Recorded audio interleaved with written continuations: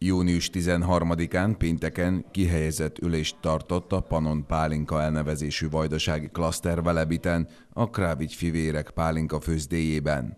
Nem véletlen a helyszín, hiszen a Krávics pálinka szűkebb és tágabb régiónkban is elismert, a Krávics pálinka főzde pedig tagja a klaszternek.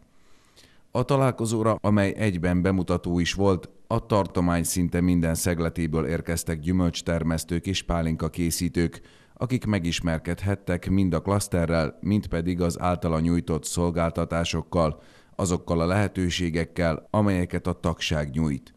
Az említett klaszter, amelyről felénk még kevesen tudnak, nem csak a pálinka főzdéket fogja egybe a tartomány területén, hanem szélesebb értelemben véve gyűjti egybe a szakma értőit. Betársultak ide gyümölcstermesztők, dizájnerek, üvegkészítők, termékforgalmazók is, éppen azért, hogy a végtermék minél tetszetősebb, eladhatóbb és minőségibb legyen. Hallottuk a helyszínen Anna Pancsics-tól, a klaszter menedzserétől.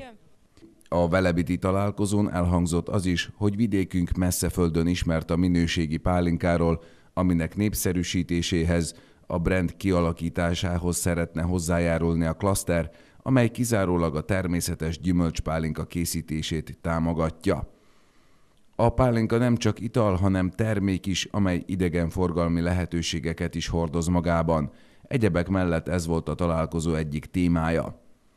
A klaszter ülésén jelen voltak a tartományi gazdasági titkárság, a mezőgazdasági fejlesztési alap, a Bánáti regionális ügynökség, az Apatini fejlesztési ügynökség képviselői is.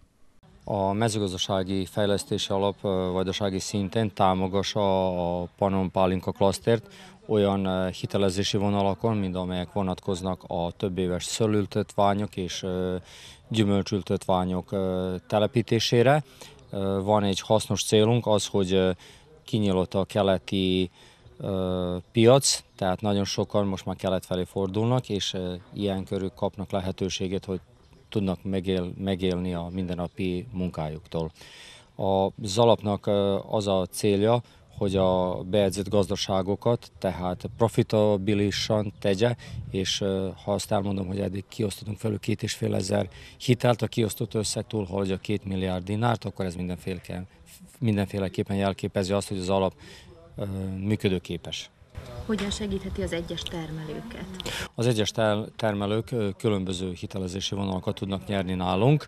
Ezek a hitelezési vonalak alacsony kamatlábbal működnek, 1-től 2%-ig, hosszú nyugalmi időszakkal, és ha elmondom, hogy a magyarság szempontjából megemeltük a pályázati lehetőséget 4%-ról 28-ra, akkor ez külön megtisztelés a részemre.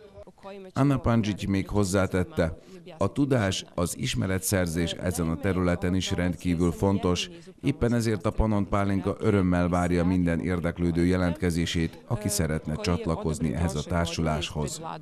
A nagybecskereki központú klaszterről bővebben a panonskarakia.rs honlapon olvashatnak.